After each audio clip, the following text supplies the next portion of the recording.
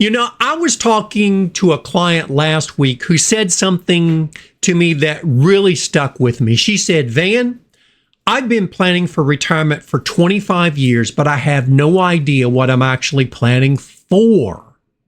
And that hit me because she's not alone. But here's what really stuck with me about her situation. What if we looked at planning for retirement from a philosophical point of view? What if we looked at retirement as one of the most important times in your life? You see, I look at retirement this way. I think that God calls us to run a full race of life, not just the first leg. Retirement's not time off for good behavior, and it's not the end, certainly. It's the next leg of what you're called to do with your life. Yet most people are planning for retirement as if it's just about stuffing money away or not working anymore, rather than planning for what they're called to do with potentially the longest season of their adult life. Think about that for a minute. You could spend 30 or even 40 years in retirement. That's longer than most people's entire career, but they approach it with vague hopes like wanting to be comfortable or having enough money. What does that actually mean when we're talking about decades of a purposeful life? Without a clear vision of what you're called to do in this next season of life, you can't make the financial decisions that are needed to get you there. I'm Van Richards, and today on the Retirement Learning Lab, we're diving into one of the most important parts of retirement planning that almost everyone skips over: defining your retirement vision by identifying your expectations and your concerns. Now, everything we discussed today is purely educational. I'm going to share some insights about retirement planning and some strategies, but nothing that you hear today constitutes investment or legal or financial advice. Now, be sure to stay tuned until the end of today's podcast for more information on the limitations of this information. Well, with that said, let's get to the heart of defining your retirement vision. In my 30 plus years of helping people to plan for retirement, I've discovered something really fascinating. Most people spend more time planning their annual vacation than they do planning what they want to do over the next 30 years and what they want their life to look like. Think about that for a minute. When you plan a vacation, what do? You decide where you want to go, what you want to see, how much you're willing to spend, what activities matter the most to you. You get specific about your expectations. But what do you do when it comes to retirement? I hear people say things like, I just want to be comfortable, or I want to have enough money. Well, what does comfortable really mean? What does enough actually look like? These vague hopes aren't a vision. They're just wishes. Here's what I've learned. Without a clear vision of what you want your retirement to look like, you can't make the financial decisions that you actually need to make to get you there. It's like trying to plan that wonderful trip without really knowing what the destination is. Now, defining your retirement vision has two critical components, and we're going to work through both of them today. First off, we need to identify your retirement expectations. These are the things that you're looking forward to, the dreams that you have, the activities that excite you the most about retirement.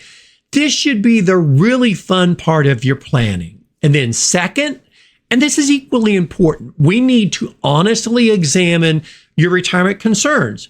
What worries you? What keeps you awake at night? Think about retirement. Now, I know this part isn't as enjoyable to think about, but it's absolutely essential. You see, your expectations help us to understand what we're planning for. Your concerns help us to understand what we're planning against, and you'll learn more about that in a moment. Both are crucial for creating a retirement strategy that actually works. So let's begin with the positive side. What do you look forward to the most about retirement? You know, when I ask this question in my practice, I get some fascinating answers. Just last month, a teacher told me that she was most excited about having time to read novels again. And she was a reading teacher, something that she really hadn't done in 30 years because she was always grading papers. A construction worker said that he couldn't wait to volunteer at the animal shelter because he'd always loved animals, but he'd never had time to volunteer. But then I also get these vague answers like, I just want to relax, or I just want to enjoy myself. And while there's nothing wrong with wanting to relax, that's not specific enough to build a financial plan around. Here's what I've learned. The more specific that you can get about what you want, the better that you can plan for it. Do you want to travel extensively? Do you want to start a small business? Maybe spend more time with your grandchildren? Move to a warmer climate? These specific dreams require specific financial strategies. Now, if you have your retirement life workbook handy, turn to page 8 and look at the retirement expectations section. If you don't have the workbook yet, you can download it at forms.richardsfinancialplanning.com. There you'll find a comprehensive list of the common retirement expectations to help you to think through what really matters to you the most.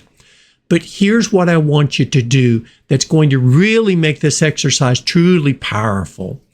Don't just check the boxes. For each expectation that resonates with you, I want you to complete this sentence. This matters to me because. Try that. For example, I want you to think of this. I want to travel because I've always dreamed of seeing the places that I've read about in books.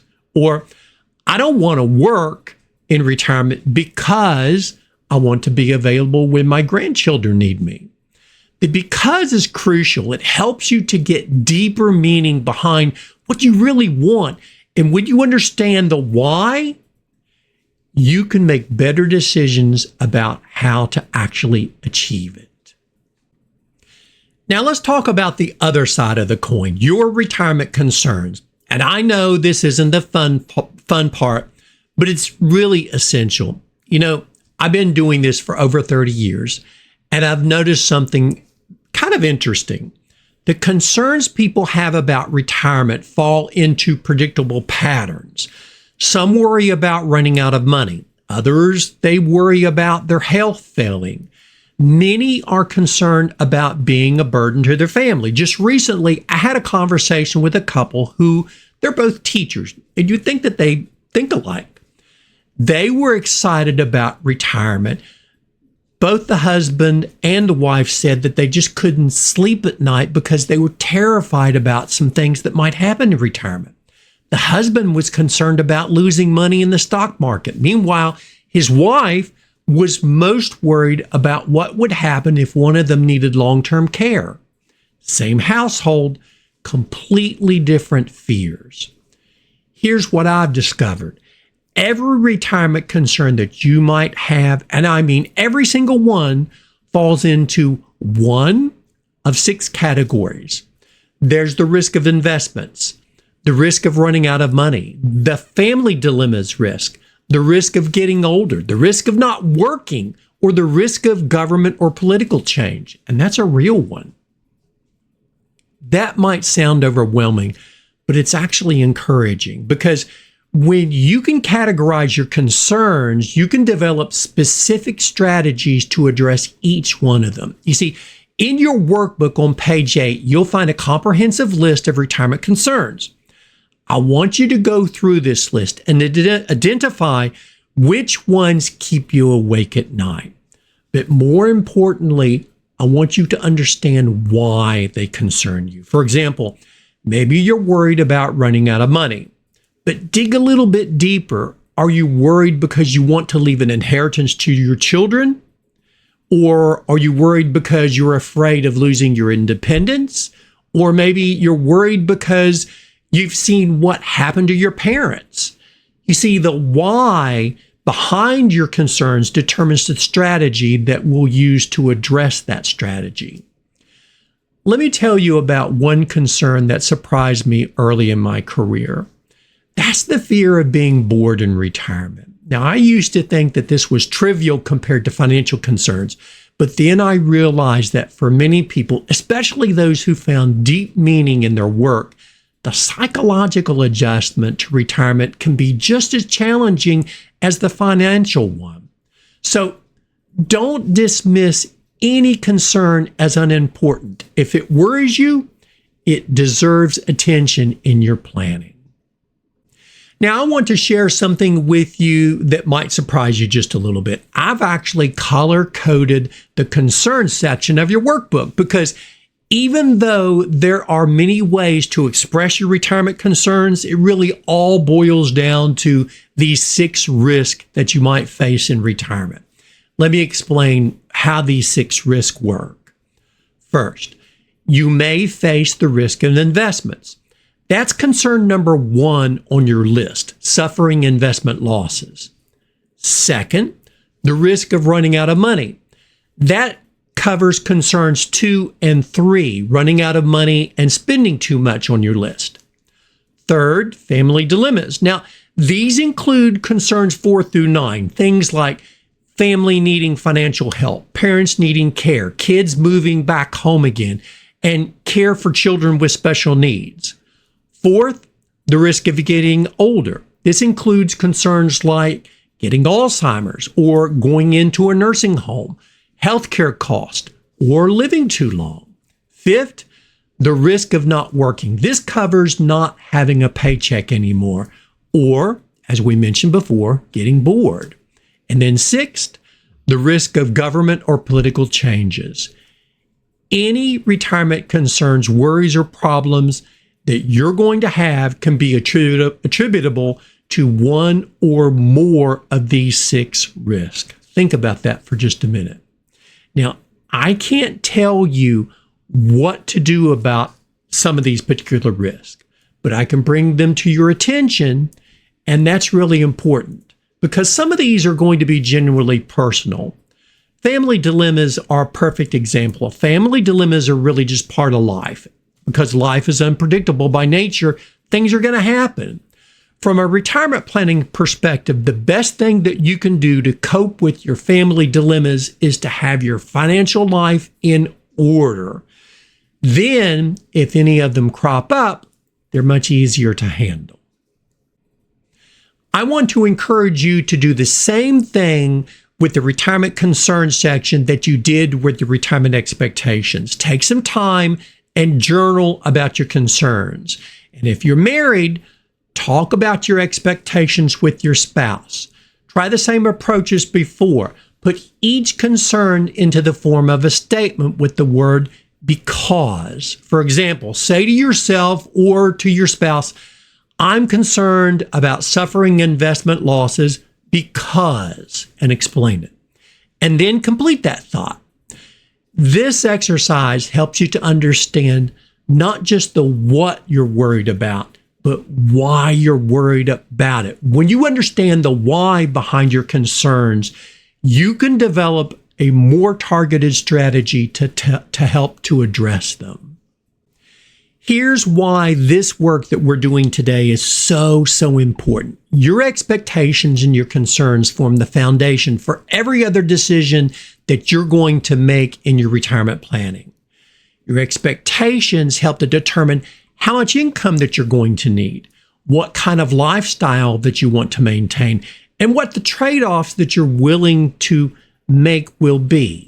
Your concerns help us to identify which risk that you need to plan for the most and plan most carefully for, which insurance strategies make sense, or how conservative or aggressive that you can be with your investments. Throughout the rest of this course, we're going to come back to these expectations and these concerns again and again. They'll guide our discussions about investment strategies, healthcare planning, insurance needs, and income planning. In our next episode, we'll continue with Chapter 3 and we'll dive into the second part of defining your retirement vision, clarifying your goals, your hopes, and your dreams. We'll explore what I call the 26 things that make you happy during your retirement. I really like that part. And we'll work on setting your retirement timeline too. But for now, you have some homework to do. This section is very thought-provoking because you're planning for what you want the next 30 years or more of your life to be like. Take your time with this. If you printed out the workbook, I hope that you're writing this in pencil because a lot of things may be changing as you go along. Remember, if you feel overwhelmed with this process, keep telling yourself why you're doing it. You're getting a clear vision of what you want your life to be like and to be in control of your retirement and to have a happy retirement, one that you feel that you truly deserve. Don't let another day pass feeling uncertain about what you really want in your retirement. The clarity that you gain from today's work will absolutely transform how you approach every aspect of your retirement planning. I'm Van Richards, and thank you for listening to the Retirement Learning Lab.